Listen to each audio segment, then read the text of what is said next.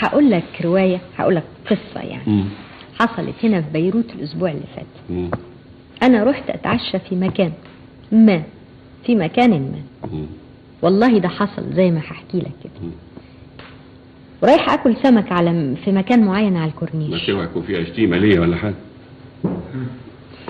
ودخلت وطلبت السمك وقعدت، لقيت تارارارارارارام يا جارة الوادي.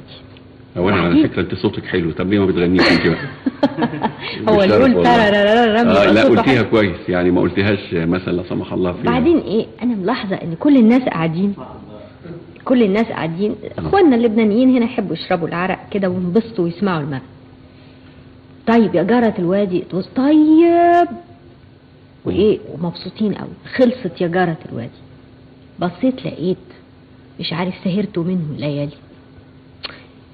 خلصت لقيت حاجة تالتة ورابعة وخمسة، وطول ما احنا قاعدين بنتعشى سامعين عبد الوهاب القديم. والظرف في الموضوع ان كل اللي قاعدين حوالين البحر بياكلوا سمك يقولوا طيب هنا، يعني علامات الاستحسان يعني، ويقولوا يرددوا معاك.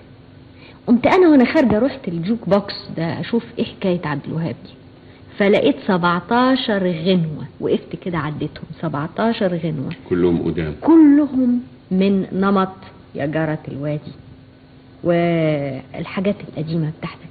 رحت لصاحب المحل قلت له ايه حكايه الجوك بوكس بتاعك ده، ليه ما بيعملش غير عبد الوهاب ده؟ قال لا ده اهم من السمك عندنا، ده اللي بيجوا هنا مش بيجوا ياكلوا سمك، دول بيجوا هنا مخصوص عشان عارفين بياكلوا عبد الوهاب.